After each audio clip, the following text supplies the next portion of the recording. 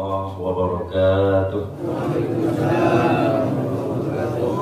Alhamdulillahirabbil alamin. Shalatu wassalamu ala asyrofil anbiya'i wal mursalin wa ala alihi wa sahbihi wa man tabi'ahum ila yaumiddin. Amma ba'd. Allahumma faqihna fid-din wa 'allimna ta'wil. Allahumma faqih man yadrus fi hadzal ma'had wa 'allimhu at-ta'wil. Amma ba'd. Hadratul mukarramin, Fadilatul Syekh Khadimul Ma'had Kiai Muhammad Mahruz Ma'had Nurut Taqwa, summa Habibun Al-Karim, Syekhun Al-Karim Al-Ustadz Fawaid, yang mana beliau ini merupakan salah satu insyaallah calon ulama penerus masa depan di sini. Amin.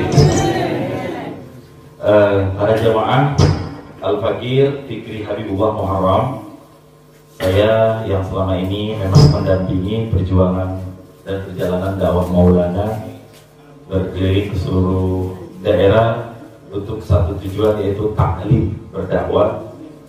Namun sebelumnya saya mohon izin untuk menyampaikan penerjemahan ini dengan bahasa Indonesia karena saya baru belajar bahasa Madura.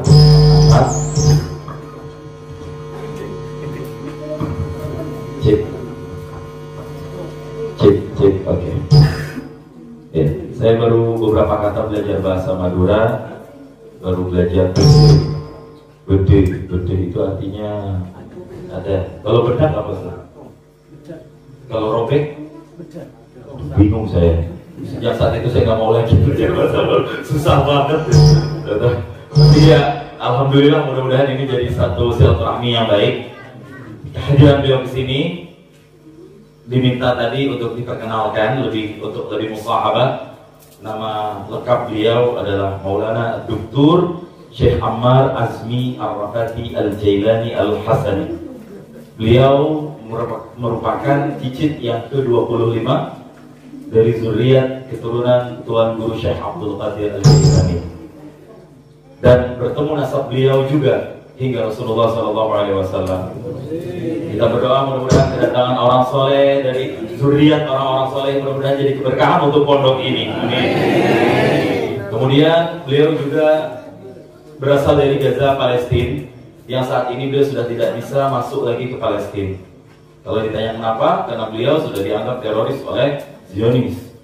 Sejak 2 tahun beliau sudah tidak bisa lagi masuk ke sana, dan keluarga beliau masih di sana. Sudah 2 tahun terpisah, tidak bisa keluar sampai sekarang. Keluarga beliau bagaimana? Alhamdulillah semua dalam keadaan selamat, termasuk ketika gencatan perang kemarin sampai gencatan senjata. Beliau punya 7 putra dan putri, di mana 3 diantaranya syahid terkena bom dari Israel. Dan sekarang beliau sudah tidak bisa masuk. Bertemulah dengan saya kepada Allah, dan waktu itu beliau mengatakan bahwa saya sudah tidak punya siapa-siapa lagi di Indonesia. Saya ingin aina mawaqa'a nafa', dimanapun saya berada bisa memberikan manfaat. Dan saya ingin ta'lim, barangkali itu yang saya bisa. Saya udah nggak punya keluarga lagi. Kamu bisa bantu nggak, kata beliau. Sementara saat itu saya belum lama lulus dari Darsun, Ma'had beliau juga. Dan akhirnya saya bismillah berkhidmah untuk beliau, sampai beliau juga pernah berkunjung ke Darussunnah. Dan mudah-mudahan kita semua bisa menjadi keluarga beliau di Indonesia ini.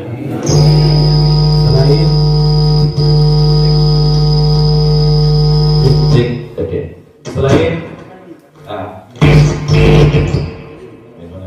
mungkin ada keinjak atau selain itu beliau juga mulia dalam hal keilmuan. Beliau ini sudah hafal Al-Quran sejak usia 10 tahun.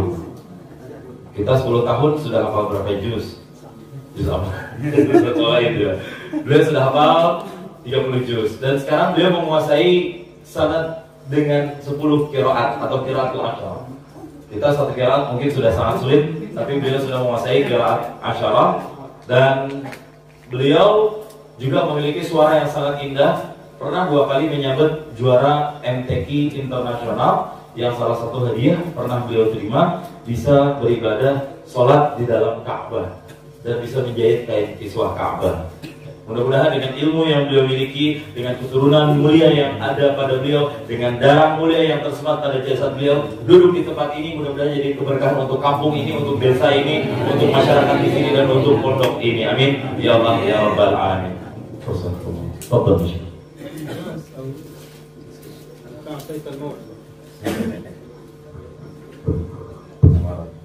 Assalamualaikum warahmatullahi taala wabarakatuh. الإخوة المكرمون خادم المعهد المبارك الأستاذ ثور، الأستاذ محمد محروس، أيضا حبيبنا الأستاذ فوايد، وبجانبنا الأستاذ عبد المقيت، والحضور الكرام. أسأل الله العظيم أن يجعل هذا المكان المبارك مكان خير وبركة ورحمة ورزق ومنفعة للمسلمين جميعا يا رب العالمين. في هذا اللقاء نحن نجلس في بيت مبارك وفي معهد مبارك إن شاء الله، فيه يتحصل أبناؤنا على العلوم، فيه أبناؤنا يتخرجوا إن شاء الله وهم يجلبوا المنفعة لأمة الإسلام بعلمهم وبتقواهم وبصلاحهم وبإصلاحهم إن شاء الله. العلم له فضيلة كبيرة في الإسلام، والعلماء ورثة الأنبياء. قال النبي صلى الله عليه وسلم: إن الأنبياء لم يورثوا درهما ولا دينارا وإنما ورثوا العلم. فهذا المعهد هو من ميراث النبي محمد صلى الله عليه وسلم، فمن أخذه أي أخذ بالعلم والتمس طريق العلم أخذ بحظ وافر، يعني أخذ الحظ الجميل وأخذ المتاع الذي ينفعه في دنياه وأخراه. لذلك هذه دور العلم هي من أفضل وأشرف الأماكن بعد المساجد، ففيها يعظم الله وفيها يصلى على رسول الله صلى الله عليه وسلم، وفيها يعرف الإنسان ربه، وفيها يعرف الإنسان الحلال من الحرام، وفيها يعرف الواجب من المندوب، ويعرف المكروه من المحرم، ويعرف الحلال فيأخذه، ويعرف الحرام فينتهي عنه. لذلك هذه المعاهد هي طريق خير وطريق رحمة وطريق نور نهتدي بها ونتعلم فيها ما ينفعنا بإذن الله في الدنيا والآخرة. والإسلام حض على العلم، والله سبحانه وتعالى بين لنا أنه أول أمر نزل على قلب النبي صلى الله عليه وسلم من القرآن هو العلم والأخذ بالعلم. اقرأ باسم ربك الذي خلق، خلق الإنسان من علق، اقرأ وربك الأكرم الذي علم بالقلم، علم الإنسان ما لم يعلم. هذه أول 5 آيات أمر الله فيها النبي صلى الله عليه وسلم بالعلم. والأمر كما قال علماؤنا إذا كان للنبي صلى الله عليه وسلم فهو أمر ليس بخاص لرسول الله، بل هو أمر للرسول صلى الله عليه وسلم ولأتباعه.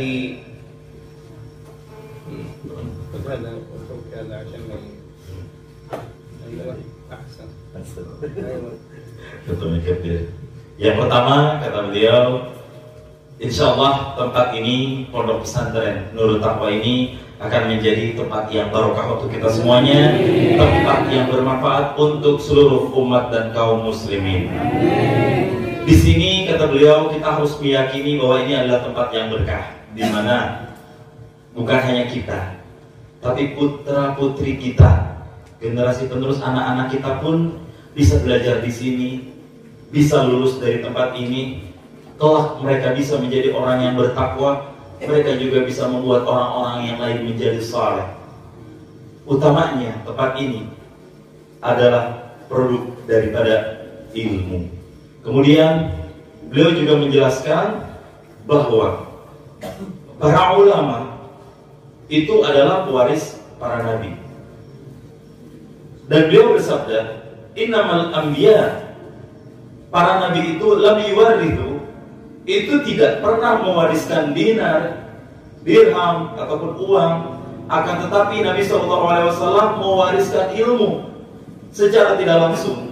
Segala tempat yang menjadi warisan ilmu, kata beliau, adalah mirathul anbiya, dan tempat ini adalah warisan Nabi. Faman akhadahu akhadha bihafzil waqir. Barang siapa yang mengambil bagian dari tempat tersebut, maka sungguh ia telah mengambil bagian yang sempurna. Dan ini tempat akan memberikan manfaat ke semua orang. Kenapa?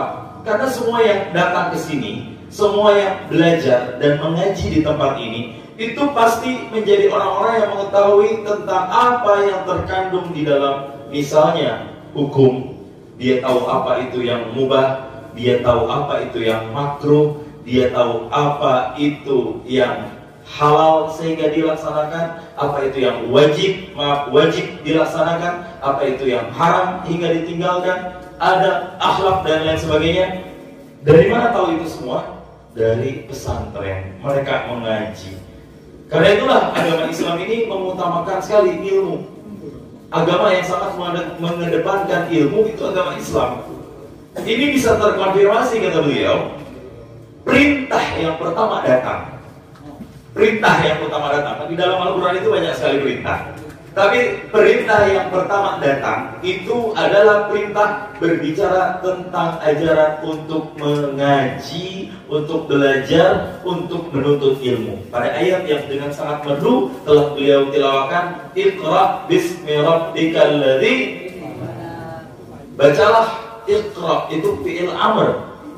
Fi'il amr ini tadi beliau menjelaskan, kalau misalnya ada di dalam Al-Quran, selagi tidak ada qarinah yang menunjukkan dia sunnah ataupun mubah, maka ini adalah perintah yang bersifat wajib.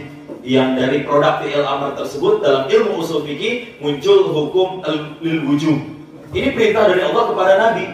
Berarti kita nggak wajib dong. Beliau menjelaskan perintah yang Allah berikan untuk Nabi SAW ini juga menjadi perintah untuk umat dan pengikut-pengikutnya Nabi Muhammad SAW.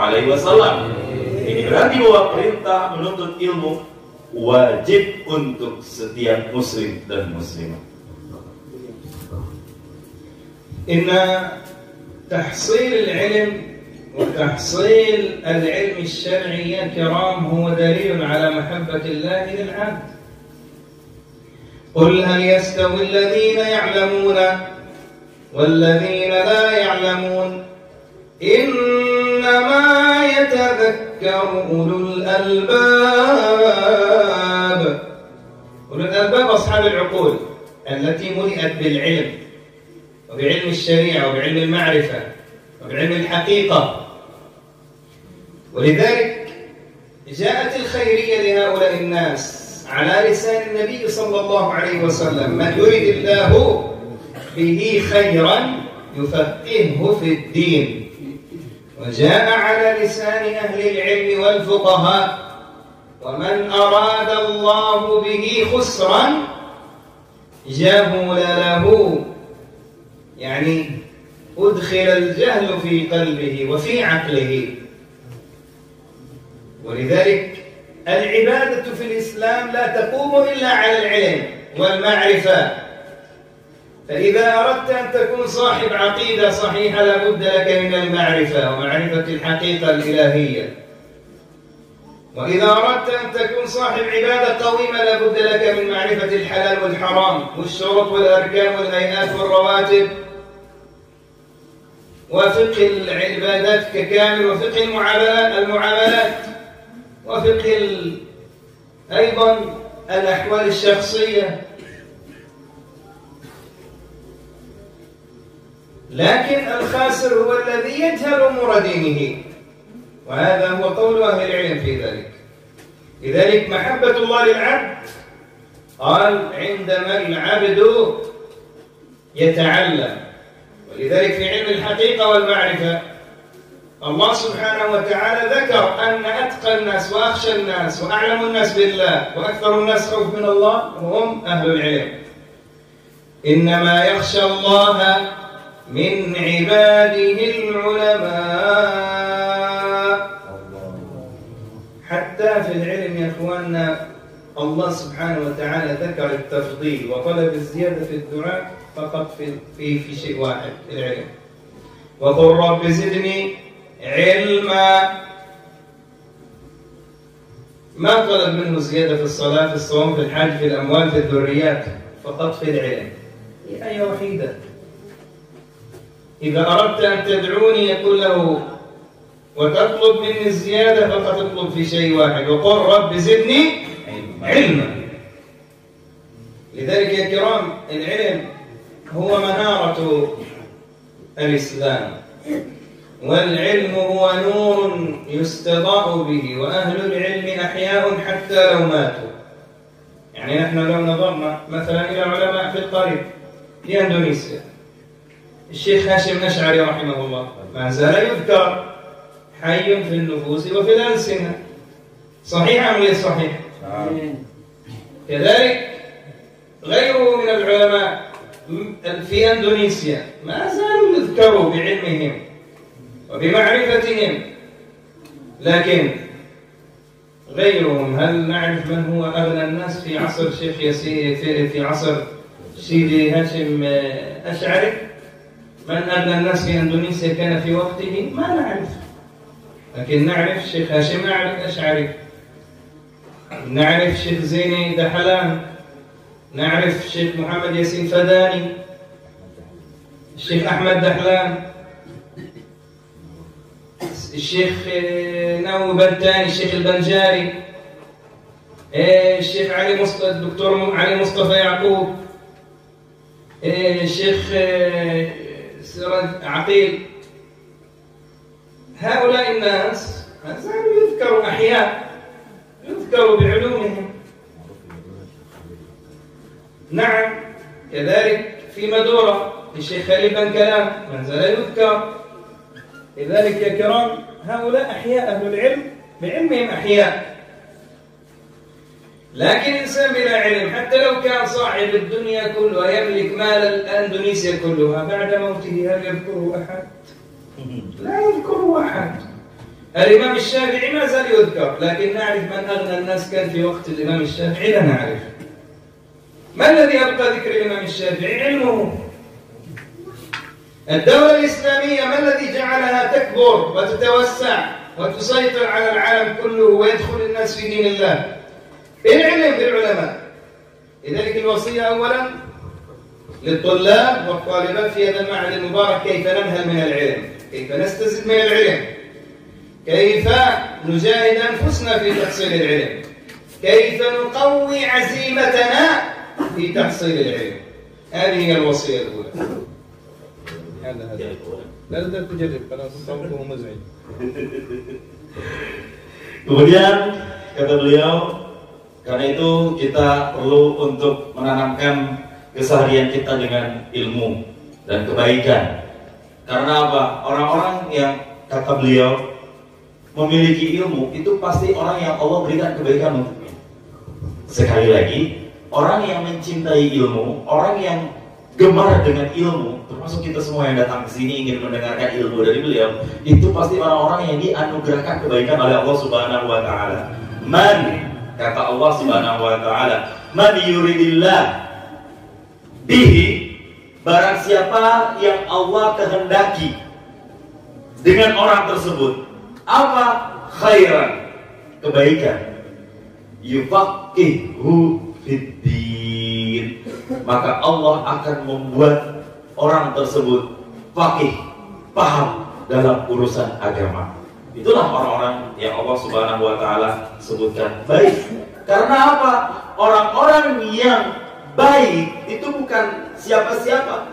Orang-orang yang takut Allah, orang-orang yang paling khasyah, takut kepada Allah, itu bukan yang pejabat, itu bukan yang PNS, tapi mereka itu adalah orang-orang yang berilmu ataupun para ulama. Itu orang yang takut kepada Allah. Innama yakhshallaha min ibadihi al-ulama. Kata beliau mengutip salah satu ayat, hanya saja hamba-hamba Allah yang paling takut kepadanya hanyalah al-ulama, yakni para ulama-ulama. Ini mafhumnya, kata beliau. Orang-orang yang tidak diberikan pemahaman agama itu adalah orang-orang yang tidak diberikan kebaikan. Orang-orang yang tidak diberikan kebaikan itu akan terisi dengan al-jahl, kebodohan. Dan itu yang tidak kita harapkan. Ibadah juga, bapak-bapak, ibu-ibu, ini di desa apa ya? Pesanggar. Di desa Pesanggar ini, alhamdulillah, mudah-mudahan semuanya jadi ulama-ulama semua di sini. Anak kita jadi penerus ulama semua di sini. Amin. Kata beliau, beribadah itu pentingnya para ulama yang mengajarkan ilmu kepada kita. Karena apa? Ibadah kita itu tidak akan sah kalau tidak ada ilmunya. Mungkin saya tambahkan, bagaimana kita pengen paham sesuatu yang halal, yang haram dalam ibadah, sementara kita menganggap sesuatu ini halal ternyata haram, ini wajib ternyata tidak wajib. Dalam sholat rawatib, dalam sholat keseharian, fikih ibadah, ahwal syaksiyah, semuanya kata beliau itu harus diketahui dan dipelajari oleh kita semua loh. Kita sholat ini bagaimana kalau nggak mengetahui ilmunya? Karena itu penting ilmu supaya ibadah kita juga sah. Dan rugi, kata beliau, orang-orang yang tidak memiliki ilmu. Kemudian di dalam Al-Quran, kalau kita bongkar di dalam Al-Quran, Allah Subhanahu wa Ta'ala itu tidak memerintahkan untuk ziyadah. Ziyadah itu kalau bahasa kitanya menambahkan sesuatu. Ziyadah, nambah. Berbicara masalah nambah di dalam Al-Quran, perintah untuk menambah itu hanya ada pada satu tempat, yakni perintah untuk menambah menuntut ilmu. Waqul, dan katakan olehmu Muhammad, Rabbi zidni ilma, Rabbi Gusti Tuhanku, zidni, tambahkanlah untukku apa? Ilmu. Padahal boleh loh kata beliau. Yang lain-lain, zidni mala, tambahkan aku harta ya Allah, tambahkan aku keturunan, zidni zaujah, tambahkan aku istri, boleh. Ibu-ibu jangan protes dulu ya Bu ya. Artinya boleh, tapi nggak disebut gitu ya. Tapi yang disebut sama Allah, Rabbi zidni ilman. Ya. Itu yang disebut dalam Al-Quran, ini menandakan betapa mulianya ilmu itu. Ilmu, kata beliau, adalah mercusuar agama ini, yang karenanya muncul cahaya yang terang benderang. Dan orang-orang yang memiliki ilmu, dia akan tetap hidup meskipun jasadnya sudah tidak ada. Orang-orang yang berilmu akan tetap hidup meskipun jasadnya sudah tidak ada. Tadi beliau menyebut beberapa nama ulama. Al-masyhur minhum, misalnya kalau kita sebut Mbah Hashim Al-Asy'ari, muassis Nahdlatul Ulama, beliau masih kita kenal namanya. Tapi beliau juga bertanya, kenapa dikenal Mbah Hashim?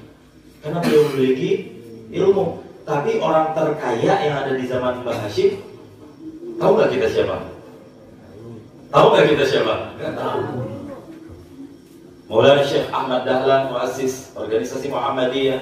Beliau juga menyebut Syekh Khalil dari Bangkalan, ulama yang menjadi kebanggaan kita semuanya, masyarakat, mobil khusus Madura. Kemudian juga Syekh Yasin Al-Badani yang mu'alafatnya menjadi rujukan fikih masyarakat Indonesia di pesantren-pesantren. Kemudian juga Imam Masjidil Haram, Syekh Nawawi Al-Bantani. Itu semuanya ulama-ulama yang dikenang namanya sampai sekarang. Karena apa? Karena ilmunya. Tapi apakah kita tahu orang-orang terkaya di zaman mereka itu siapa? Tidak. Dan apakah orang-orang yang memiliki banyak harta setelah mati akan disebut? Misalnya, siapakah nama orang paling terkaya di masa zamannya Syekh Yasir Padani? Tahu nggak? Nggak akan ada yang tahu. Nah, itulah keutamaan, kata beliau, orang-orang yang menuntut ilmu. Imam Syafi'i besar karena ilmu beliau. Dan ilmu itu disebar oleh para ulama. Jadi pesan saya untuk adik-adik santri terutama, baik yang ngantuk maupun yang belum ngantuk, Ada yang lagi khusyuk banget dari tadi, zikiran terus. Teman-teman santri gak bercanda ya, biar gak ngantuk di jam rawan tidur ini. Kata beliau, semangat belajarnya. Jadikan ini jihad, jadikan ini perjuangan untuk tekad yang kuat kita di pondok Nurut Taqwa ini menuntut ilmu. إذا الوصية الأولى للطلاب والطالبات اجتهاد في طلب وتحصيل العلم. ثم لنا جميعا، نحن في أحوال صعبة الآن، والناس في خوف شديد وبعضهم في فقر، لذلك الواجب علينا مع العلم أن نحافظ على الذكر. ذكر الله عز وجل فيه الخير الكثير، والاستغفار وطلب الاستغفار هو دأب النبي صلى الله عليه وسلم. يا أيها الناس توبوا إلى الله واستغفروه فإني أتوب إلى الله وأستغفره في اليوم أكثر من 70 مرة، في رواية أكثر من 100 مرة. نحن في هذا الحال الضيق والخوف من الكورونا، نحن في حال صعب، لذلك الواجب علينا أن نلجأ ونتضرع إلى الله عز وجل بالطاعات. حتى في كل أحوالك لابد أن تكون قريب من الله عز وجل، وأن تتقرب إلى الله عز وجل بالطاعات وبذكر الله. يروى أن هناك رجل وزوجته كانوا يعيشوا في فقر شديد، وكانت الزوجة حامل وأوشكت على وضع المولود الأول، لكن ما معه المال وما معه الطعام، فوضعت أول مولود، ومن قلة الطعام المولود لا يستطيع أو لا تستطيع هي أن تدر له الحليب.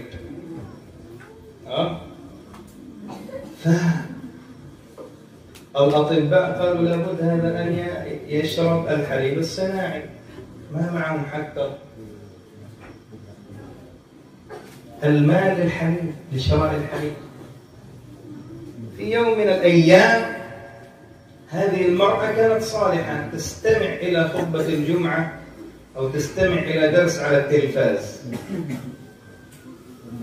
ما تستمع أو ما تشاهد على التلفاز مثل نساء هذا الزمان. حال النساء عندنا بدل التعليم وبدل ذكر الله بعد صلاة مغرب مثلا أو بعد صلاة عصر، الأصل المرأة تحافظ على ذكر، صلاة أوابين، استغفار.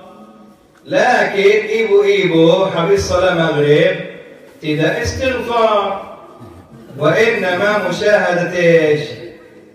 إيكتن شنتا سواها استري اترون عذاب، ما في استغفار، ما في ذكر. هذا حالنا وحال بيوتنا في هذا الزمان. لكن هذه المرأة تشاهد، سمعت الشيخ وهو ماذا يقول؟ قال الصدقة تطفئ غضب الرب، داووا مرضاكم بالصدقات. وأرادت هذه المرأة أن تخرج الصدقة لكن ما معها الطعام، فأصبحت كل يوم تأتي بصحن صغير وتضع فيه شوية من أرز وتضعه على باب البيت للطيور، تتصدق على الطيور حتى الله سبحانه وتعالى يفرج كربهم يوم يومين. وهذا الرجل كان صالح، أتى إلى زوجته قال يا زوجتي لقد أوصاني الشيخ بلزوم الاستغفار، دائما ذكر الله، استغفار استغفار، لأن النبي صلى الله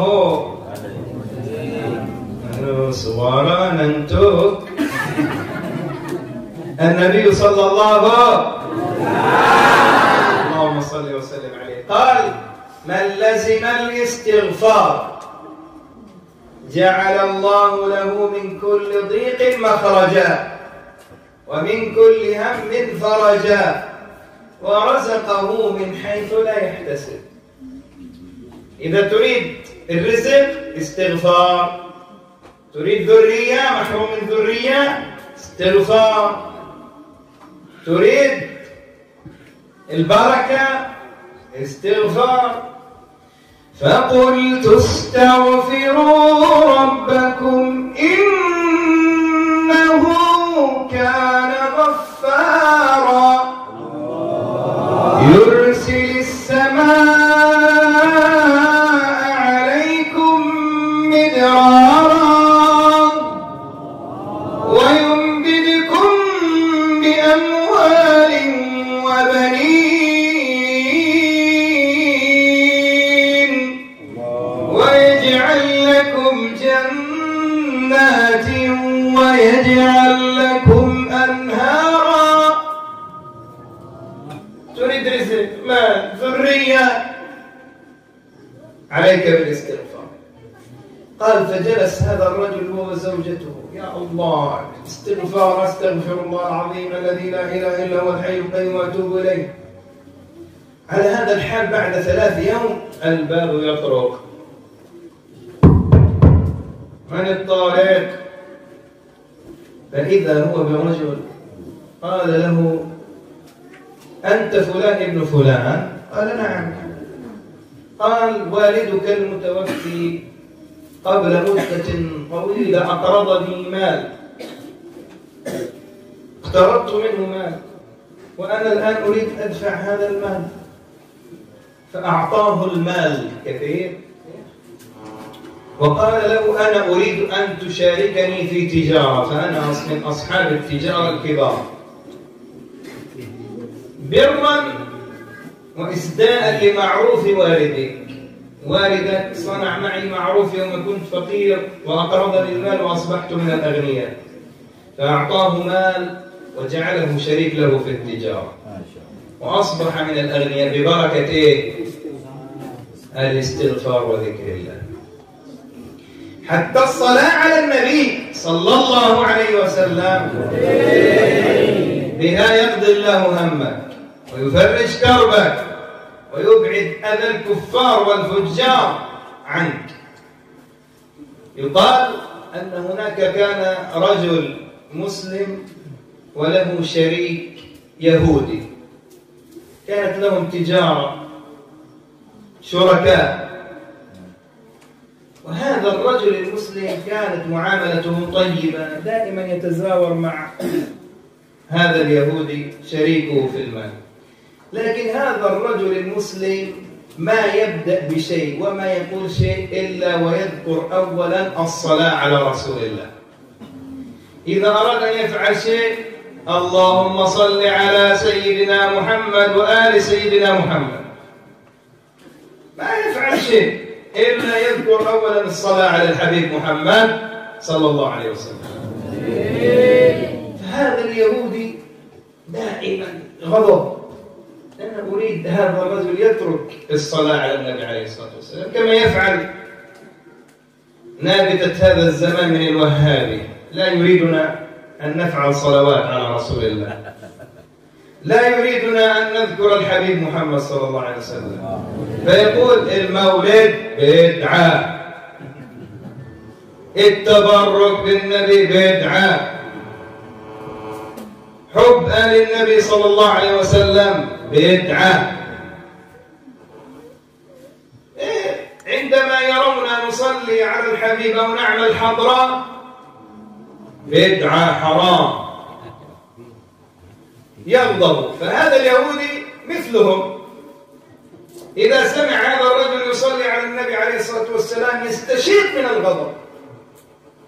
قال لابد أفعل حيلة حتى أجعل هذا الرجل المسلم يترك الصلاة على النبي صلى الله عليه وسلم. مثل ما يفعل في هذا الزمان، يأتوا بكتب للإمام النووي مثلا في الأذكار ويحرف كلام الإمام النووي ويصدر طبعات، لأنه معهم ما شاء الله مال كثير في السعودية في بلاد الوهاب، حتى أنهم سبحان الله الذي فاجأني في أندونيسيا أني رأيت كتاب قال فتح الباري تحقيق ابن باز. والله لا أعرف متى ابن باز أصبح يعني محدث حتى يحقق. فهذا اليهودي استشاق غضب، قال سأجعل حيلة أجعل هذا الرجل يترك الصلاة على النبي عليه الصلاة والسلام.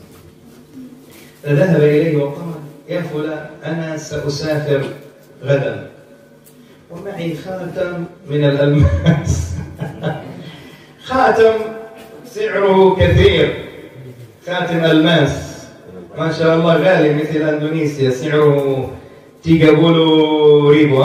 tiga puluh juta ribu. لا ما في ريبو. 30 juta. خلاص 30 juta. ما شاء الله. غالي. مع اليهودي. نعم. فهذا اليهودي قال ذهب للمسلم يريد أن يخدعه. قال أنا سأسافر غدا إلى بلاد بعيدة وأخاف أن يسرق هذا الخاتم مني، فأنا أضعه عندك أمانة حتى لا يسرق مني، وعندما أرجع أنا أسترد الخاتم. المسلم مسكين، نية صادقة، عنده الصلاة على النبي عليه الصلاة والسلام.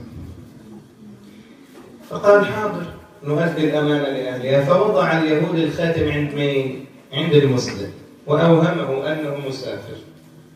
وعندما جاء الليل وعلم هذا اليهودي أن هذا الرجل هو وأهله ذهبوا للصلاة، دخل المنزل وأخذ الخاتم وسرقه، ثم رمى بالخاتم بالبحر. حتى المسلم ما يعرف كيف يأتي بالخاتم. وبعد يومين يرسل له رسالة أنا قادم إن شاء الله من السفر، أهلا وسهلا، لكن أنا أريد الخاتم. قال له حاضر. هذا الرجل يشتري سمكة، وقال له نعم أنا أريد أسترد الخاتم. قال له حاضر تسترد الخاتم، لكن بعد ما تأكل معي أنا اصطدت سمكة ونأكلها معا.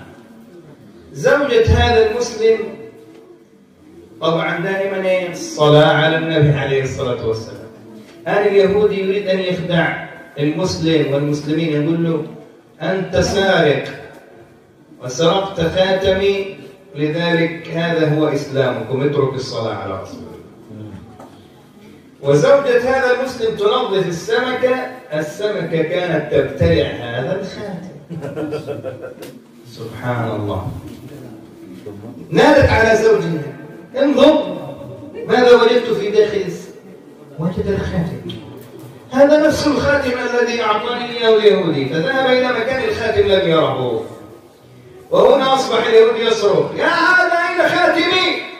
خلاص اليهودي عنده يقول ماذا؟ عنده يقين أن الخاتم ضاع.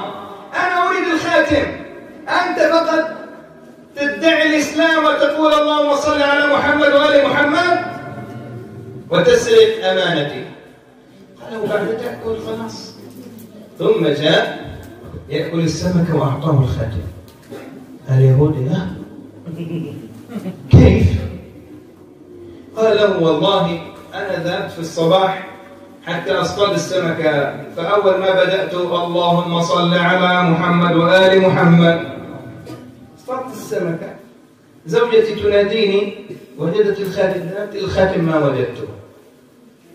ماذا قال اليهودي؟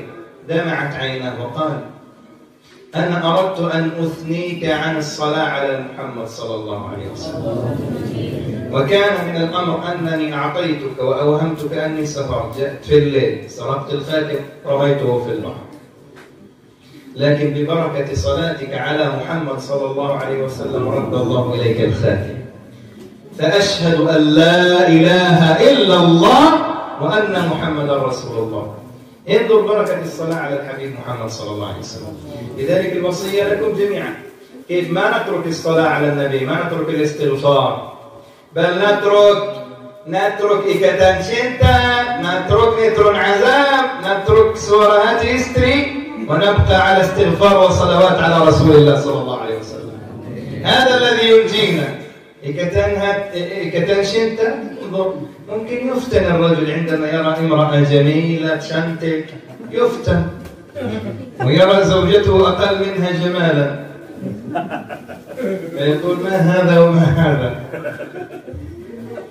مثل رجل عندنا في العرب كان ينظر إلى مسلسل مثل إيكاتان شنتا، رأى امرأة شنتيك جميلة، الزوج نائم في الليل بجانبه فعندما ينظر إلى المرأة الجميلة ينظر يقول ماذا الله ما أجملها، ينظر إلى هذه الجمال شنتيك وإلى هذه قبيحة فينظر إلى زوجته ويقول يا لقبحها ويضع عليها البساط على وجهها.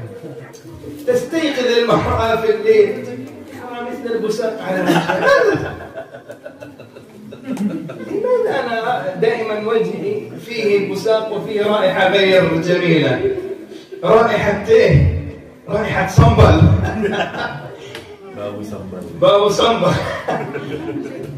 فقالت له ذهبت إلى شيخ النساء ما اتصلت عقل ودين، قالت يا شيخ لعلي أنا أصاب بالسحر، ممكن هناك جن، أنظر في الليل أستيقظ أرى رائحة قبيحة وأرى مثل البساط، ممكن هناك جن يفعل بي عمل. قال لها طيب الليلة إذا أردت أن تنامي استيقظي وأوهمي زوجك أنك نائمة وانظر ماذا يفعل. فهو في الليل ينظر ما شاء الله إلى نتر عذاب أو صور هاتي ستري أو كتنشن، ينظر امرأة شنتك ما الله جميلة ما شاء الله شنتك، وينظر إلى زوجته كذب. علمت الزوجة ماذا يفعل. لذلك يا إخواننا أنت عندما تنظر إلى مثل هذه المسلسلات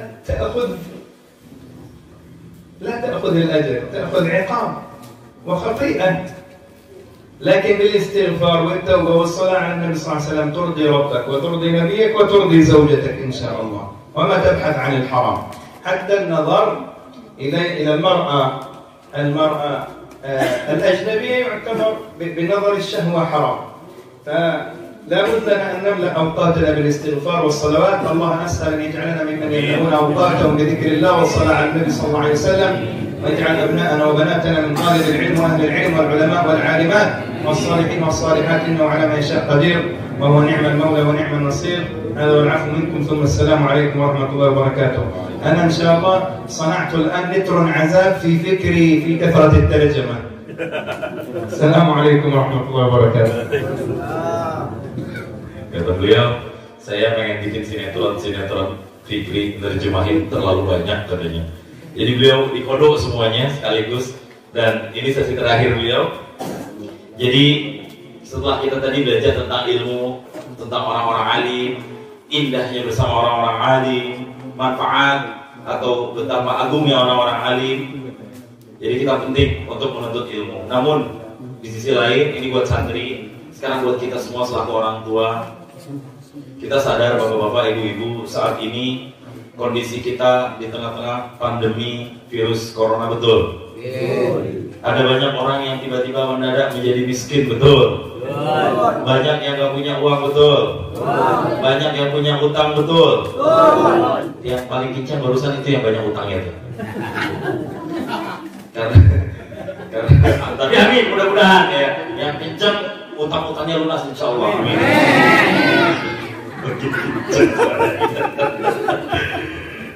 Intinya beliau mengajak kita semua, kalau kita ingin masalah-masalah yang tadi diselesaikan oleh Allah, caranya adalah dengan memperbanyak istighfar. Astaghfirullahaladzim. Istighfar itu artinya meminta ampun kepada Allah. Karena istighfar itu selain mengampunkan dosa, ini juga memancing rezeki kita. Ya ayuhan nas, kata Nabi, wahai sekalian manusia, istighfar, mintalah kalian ampun kepada Allah Subhanahu wa taala. Fa inni, karena aku, kata Nabi, aku sehari itu beristighfar 70 kali. Dalam riwayat yang lain dijelaskan mi'ah marrah, 100 kali. Nah, kata beliau, ini sekarang ini kita lagi pandemi. Ada banyak orang yang hidupnya sedang susah, digincet ekonomi. Ini mungkin nasihat rohani untuk kita semuanya. Ada cerita suami istri, istrinya melahirkan, cuma memang nggak punya BPJS mungkin. Saya nggak tahu beliau cerita di negara apa, nggak disebut. Kalau Indonesia berarti ada BPJS-nya dong. Dia nggak punya BPJS, istrinya sudah melahirkan, dan ternyata setelah melahirkan pun harus dengan susu buatan atau bahasa kitanya susu formula. Betul Bu, di Madura sama ya sebutannya ASI ya, susu formula atau sufor. Ini ada masalah pada mungkin hormonitas dari sang ibu sehingga tidak bisa ASI, perlu uang lagi. Sementara sang suami udah kewalahan cari rezeki, susah banget nyari uang kemana-mana, bingung. Akhirnya pada suatu saat sang istri ini dia nonton ceramah-ceramah di televisi, tidak nonton sinetron. Yang paling kencang berarti dia suka nonton tuh ya. Tidak suka nonton sinetron Ikatan Cinta. Itu Ikatan Cinta tuh kata beliau tadi cerita. Bedanya ibu-ibu zaman dahulu dengan zaman sekarang. Dulu nontonnya masih yang baik-baik, sinetronnya masih yang bagus-bagus. Sekarang segalanya udah ada di televisi Pak, bukan cuma di YouTube atau di internet. Di televisi pun sudah ditayangkan, betul? Istri-istri kita yang seharusnya habis maghrib, kata Syekh tadi, sholat awabin, perbanyak baca istighfar, malah sibuk nonton sinetron Ikatan Cinta di RCTI. Bapak-bapaknya entah malam Euro, Portugal lawan Spanyol kalau salah. Di bapak ya. Itu ibu-ibu tuh siangnya sibuk buka sinetron Indosiar, namanya sinetron azab. Gara-gara itu diazab hidupnya. Setelah itu ada lagi sinetron Amanah Wali, hidup penuh dengan sinetron. Yang harusnya kita perbanyak dengan berzikir. Tapi ini wanita yang diceritakan oleh beliau, ini dia selalu memanage waktunya dengan melihat hal yang positif. Dia menonton televisi, salah satunya ada ceramah. Kalau kita ingin, kata Ustadz di dalam televisi tersebut berceramah, kalau kita ingin rezeki kita diluaskan, perbanyak sodako. Kenapa? Karena sodako tutfi, karena sodako itu bisa memadamkan api amarah. Bahkan sodako itu bisa memancing rezeki. Bahkan sodako itu bisa mengobati sakit. Dawu marudhakum, obatilah penyakit kalian dengan sodako. Kata Nabi SAW, akhirnya dia pengen sedekah, cuma karena orang gak punya, rogoh-rogoh, apa rogoh ini yang memasukkan tangan ke kantong. Kalau bahasa kami di Bogor, Bapak, kalau ada yang pernah rogoh kayak gitu ya, merogoh kantongnya, gak ada uang, dia pengen sedekah gitu. Tapi dia hanya melihat ada tumpukan nasi-nasi bekas, apa yang bisa kulakukan dengan nasi ini ya? Akhirnya dikumpulkan nasi, saya taruh aja di atas, dan dia bersedekah kepada burung-burung. Burungnya memakan, burung beneran ya Bu ya, jangan pikir burung-burungan ya. Burung ini, ini kok yang sebelah sini kenceng Pak, asli burung ini ya. Istri sedekah untuk burung, burung asli dari atas ya. Ya ada, akhirnya burung-burung tersebut itu bagian dari sedekah. Nah, pada saat yang sama, sang suami habis ngaji, nanya sama guru, saya susah. Gurunya nasihati, kamu berbanyak istighfar. Baik. Akhirnya guru ini, suaminya ini setelah belajar dari guru, pulang ketemu dengan istri. Sayang, guruku, syekhku mengajarkan kita berbanyak istighfar. Sementara si istri memperbanyak sedekah, meskipun dengan caranya tadi, sedekah burung. Kemudian 2 hari berikutnya ada seseorang yang ngetok pintu. Assalamualaikum. Assalamualaikum. Jawab, banyak banget dijawab. Dibuka pintunya. Siapa ya? Kamu Pulan bin Pulan, anaknya bapak ini kan? Iya, kok bapak tahu? Tahu dari mana? Dari majalah Bobo. Bukan. Kita tahu dari Facebook lagi. Bukan. Nah, aku ini kawan ayahmu yang wafat beberapa waktu yang lalu. Kamu betul anaknya? Iya Pak, saya anaknya. Bapak ada apa ya? Begini, dulu saya itu hidup miskin. Saya sampai mengutang saya ngutang dengan almarhum ayah kamu. Cuma sekarang ketika saya sudah punya uangnya, saya ingin mengembalikan uangnya, tapi ayahmu sudah tidak ada. Aku ingin kembalikan ini lewat warisnya. Kamu sebagai anaknya. Alhamdulillah, ternyata banyak juga uangnya. Terus tanya, kamu pekerjaannya apa sekarang? Susah Pak, corona, udah gak punya apa-apa. Naik oil, Grab udah susah, orderan, toko nggak laku. Ya sudah, saya punya usaha. Ini ternyata seorang pengusaha besar. Sebagai tanda terima kasih saya kepada ayahmu yang selalu menolong saya ketika susah, sekarang mungkin giliran saya menolong orang-orang yang sudah pernah berbuat baik kepada aku melalui keturunan-keturunannya. Aku berharap bisa bekerja di perusahaan saya. Akhirnya dia bekerja di perusahaan tersebut dan dia mendapatkan posisi yang sangat luar biasa. Karena datang ini orang baik, Masya Allah. Dengan memperbanyak istighfar, dengan berbanyak sedekah, meskipun sedekah burung, itu bisa memancing rezeki. Ya, Insya Allah. Jadi ibu-ibu kalau misalnya hidup di susah, kata beliau, berbanyak istighfar. Faqultu astaghfiru rabbakum. Maka aku berkata, istaghfiru rabbakum. Mohonlah kalian ampun kepada Tuhan kalian. Kenapa? Innahu kana ghaffara. Surat Mubalaghah. Karena Allah Subhanahu wa taala itu adalah zat yang maha pengampun. Yursilis sama, yang ia mengutus langit untuk menurunkan hujan yang midrara dengan jelas. Wa yumdidkum. Dan ia Allah Subhanahu wa taala juga yang memberikan untuk kalian bimana? Bi amwal, dengan harta, wa banin, dengan anak-anak keturunan. Jadi kuncinya adalah istaghfiru rabbakum, mintalah ampunan kepada Allah. Itu kuncinya. Dan ini barokah daripada istighfar. Sholawat juga sama, jangan sampai kosong. Sibukin Allahumma sholli ala sayyidina Muhammad. Alal aqal Allahumma sholli ala sayyidina Muhammad. Sekarang orang-orang Wahabi, kata beliau tadi cerita, ini udah kesel dia, udah pengen bikin orang Islam tuh nggak berselawat lagi.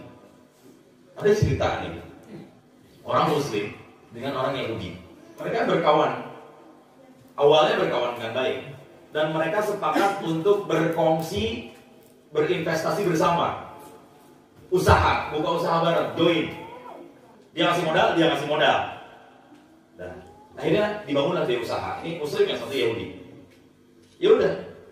Cuma yang nggak disukai dari si orang Muslim ini oleh Yahudi, ini seorang Muslim segala saat selawatan mulu. Mau buka ini Allahumma sholli ala sayyidina Muhammad, mau potret Allahumma sholli ala sayyidina Muhammad, mau buka pintu Allahumma sholli ala sayyidina Muhammad, mau gantungin baju Allahumma sholli ala sayyidina Muhammad, mau jalan keluar dari rumah Allahumma sholli ala sayyidina Muhammad. Selalu bersalawat. Dia agak panas dengarnya. Dikit-dikit selawat, dikit-dikit selawat, dikit-dikit selawat. Sampai akhirnya, gimana ya caranya ya saya bikin siasat supaya dia nggak lagi selawat? Pikir Yahudi. Yahudi emang cerdas Pak. Dalam tafsir juga, Yahudi juga dijuluki dengan banyak kelebihan. Kayak lihat sekarang, Yahudi kayak apa mereka. Karena emang salah satu keutamaan mereka diberikan kecerdasan, meskipun laknat semuanya. Yahudi, beliau sudah cukup merasakan pedihnya bagaimana dengan Yahudi menzalimi umat Islam, saudara kita di Palestina semuanya. Ini Yahudi kesel. Saya harus bikin satu tipu daya muslihat atau hilah, kata beliau, untuk menyetop dan membuat ini partner mitra bisnis saya tidak lagi bersalawat kepada Nabi. Akhirnya dia bikin siasat. Dia punya cincin yang terbuat dari almas, diamond. Apa bahasa Maduranya? Permata. Permata apa bahasanya? Permata. Mata apa mata? Tetap. Persoca. Kamu ngasih tahu saya mata soca kan? Iya, persoca, permata. Ya pokoknya itulah, saya nggak tahu, tapi benar.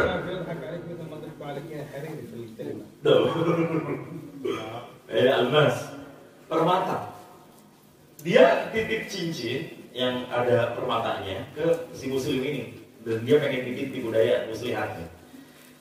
Bro, bahasa anak muda ya, ini bahasa kita yang anak muda. Bro, karena masih muda, saya pengen pergi dulu keluar kota 2-3 harian lah. Ini saya ada cincin, saya takut ini kenapa-napa di tengah jalan. saya titip cincin ini sama kamu aja nggak apa-apa ya?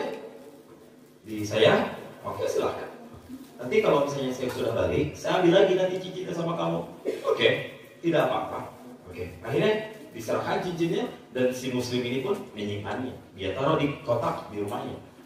Si Yahudi ini pun pergi tidak keluar kota sebenarnya. Dia cari cara. Gimana caranya tuh cincin yang disimpan di kotak diambil oleh dia tanpa sepengetahuan si muslim temannya ini. Akhirnya dengan segala cara, emang dasar maling Yahudi mah, tanah negara Palestina diambil sama dia, dimaling sama dia. Jadi negara apa? Israel. Israel itu negara sarik, negara maling. Karena mereka nggak punya tanah air. Tanah air mereka diambil dari tanah Palestina. Sekarang Palestina udah tinggal secuil tanahnya, diambil semua sama Yahudi. Karena emang jiwa mereka adalah jiwa para pencuri, jiwa begal, jiwa maling. Apa bahasa Maduranya maling itu? Maleng. Jiwa maleng. Betul.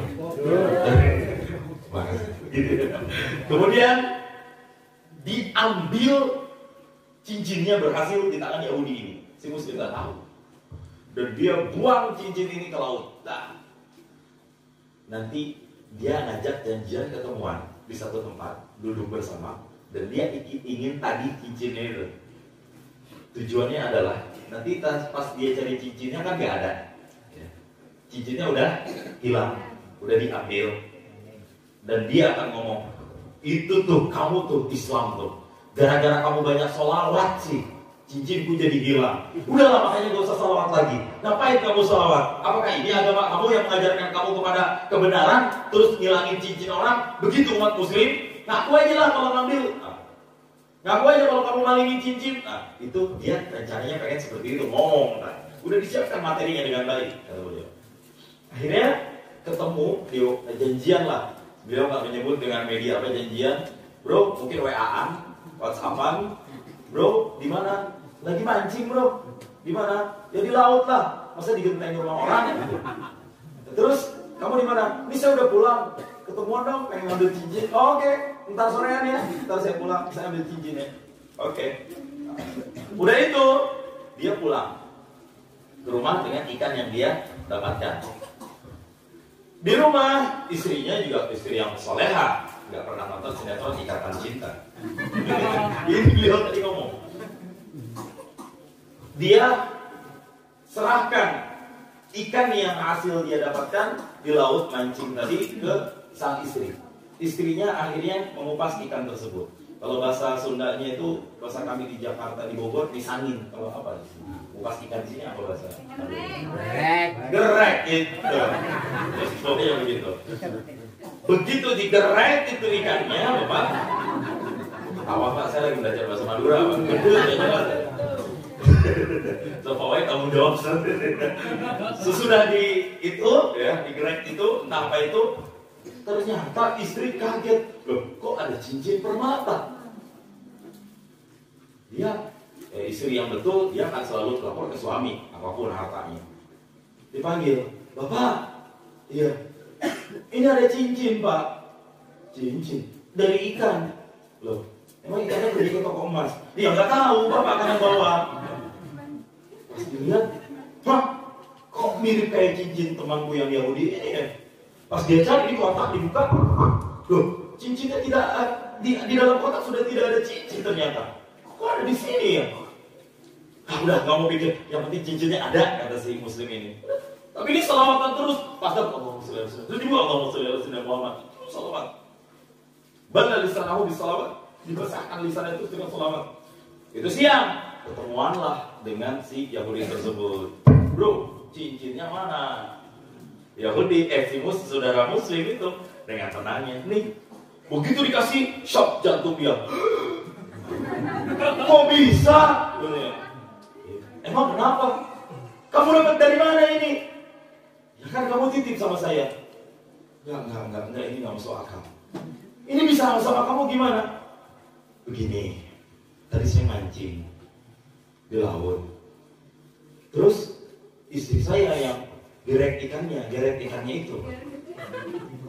Gerek ikannya itu. Pas digerek selesai, ternyata ada cincin. Kok mirip cincin kamu? Pas saya lihat di kotak kok nggak ada. Akhirnya Yahudi tersebut cerita, bro, saya minta maaf, kata dia. Matanya mulai berkaca-kaca. Saya minta maaf, sebenarnya yang malingi cincin itu saya. Saya ambil cincin itu dengan orang suruhan saya, dengan orang yang udah saya percaya, dan saya buang cincin itu ke laut. Saya ingin mengatakan kalau kamu tuh jangan stop, jangan salawatan lagi. Capek saya ngedengerin kamu salawatan terus. Apa sih gunanya manfaat? Salawat, saya jadi panas dengerinnya. Sebenarnya itu tujuan aku, tapi kok kenapa bisa sama kamu lagi? Yahudinya juga bingung. Kalau begitu sekarang saya percaya bahwa salawat kamu itu sungguh memberikan manfaat untuk dirimu. Tapi akhir kesokan aslam. Akhirnya, beliau melanjutkan, saya bertanya, di akhir begitu mendengar, dia belajar sendiri, dia pun berucap asyhadu an la ilaha illallah wa asyhadu anna muhammadan rasulullah. Masuk Islam. Itu barokah orang-orang yang suka bersolawat. Makanya perbanyak istighfar, astagfirullahaladzim, perbanyak juga salawat, Allahumma sholli ala sayyidina Muhammad. Jangan seperti Wahabi. Wahabi ini gak suka kita berbanyak salawat, gak suka mereka bikin maulid. Kata mereka maulid itu bid'ah, sholawatan itu bid'ah, semuanya dibid'ahin sama mereka. Itu Yahudi, Yahudi dan juga Wahabi. Wahabi Yahudi itu satu geng semuanya itu untuk bikin umat Islam jauh dari sholawat. Karena saya juga heran, Yahudi itu, Wahabi itu sekarang makin gila-gila loh. Sampai yang paling gilanya itu kata beliau, saya menemukan kitab Imam An-Nawawi, Al-Adhkar, Imam An-Nawawi, zikir-zikirnya itu oleh orang-orang Wahabi itu diganti cetakannya, dan mereka cetak diganti dengan wirid versi mereka. Zikirnya Imam Nawawi loh. Kemudian yang paling bingung saya, kitab Sahih Bukhari itu kan punya syarah. Syarahnya diantaranya adalah Fathul Bari. Fathul Bari ini ditahqiq oleh Imam Ibn Baz. Ini yang bikin aneh saya lagi. Levelnya apa sampai bisa tahqiq gitu loh. Ini orang Yahudi, orang Wahabi juga ya. Nah ini yang saya bingungkan ini. Nah, kisah Yahudi dan Muslim ini cukup menjadi pelajaran buat kita, kata beliau, untuk memperbanyak menuntut ilmu, memperbanyak istighfar, memperbanyak salawat kepada Nabi Muhammad SAW. Ibu-ibu jangan perbanyak nonton sinetron, karena itu bisa mempengaruhi. Saya punya cerita teman di Arab, sama bukan di Madura aja, di Arab juga sama bu. Istri-istri di sana suka nonton sinetron. Cuma sinetronnya tidak bahasa Madura, bahasa Arab. Ya iyalah, nggak ngerti bahasa Madura. Kita juga nggak ngerti bahasa Arab. Saat ini perempuan demam sekali sama sinetron. Dia melihat pria-pria tampan di dalam sinetron tersebut dan berharap Anda itu suamiku. Padahal dia udah punya suami. Cuma emang suaminya mukanya pas-pasan gitu. Dia selalu berharap sampai tidur, wajah itu artis yang dia kagumi dan dia idamkan itu terbayang-bayang dalam mimpinya itu. Sampai kemudian dia terkejut bangun, pas ngeliat laki-laki di sampingnya, ternyata suaminya. Cuy, diludahi itu suaminya kaget. Kirainnya tai burung. Bau banget ya, kayak bau ludah istri saya, bau sambal kata beliau.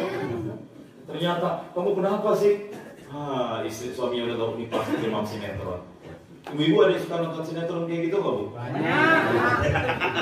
Pak, istri bapak suka nonton sinetron nggak pak? Itu hati-hati. Ibu suka nonton sinetron bu? Ikatan Cinta tuh bu tuh. Udah dari dulu si Andin, si Elsa itu nggak pernah akur bu, berantem terus tuh. Sekarang si Elsa kemarin diusir dia, kabur dia.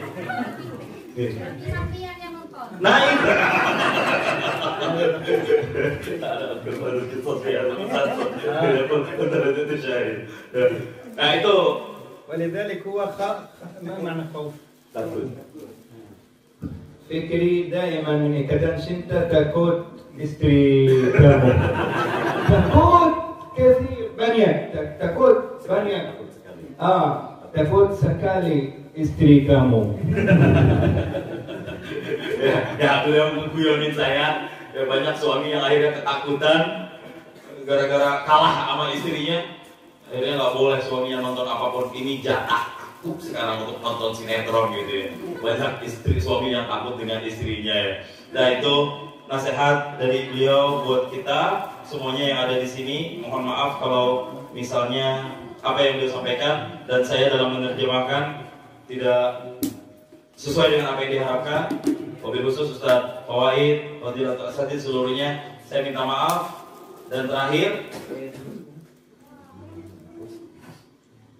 beliau ingin memberikan hadiah kitab Tahfiz Al-Quran.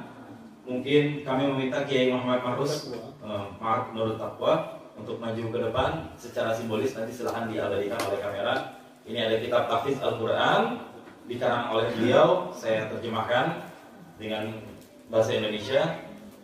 Ini nanti silahkan dipotret Akin Syekh Al-Faid Fadl Sowir Sumansyur.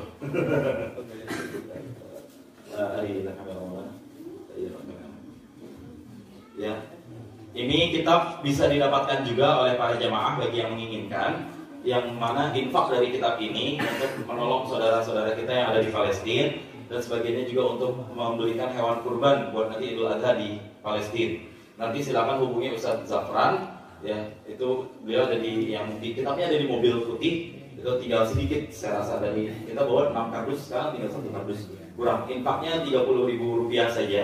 Kalau mau itu pun udah 3 ringgit ya. Wah murah sekali Ustaz, 30.000. Ya boleh, nggak apa-apa dilebihkan. Ya hitung-hitung infak untuk saudara kita yang ada di Palestina. Beliau juga semua infakkan. Betul Maulana.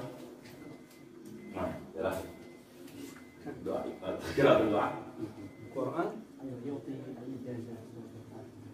Oh, Masya Allah. Ada request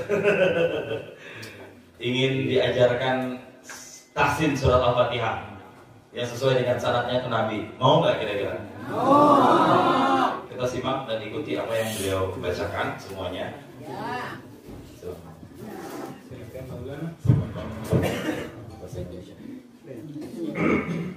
نقرأ أولا ثم بعد ذلك أولا الحروف ننظر إلى الفم. Lihat ke bibir, lihat ke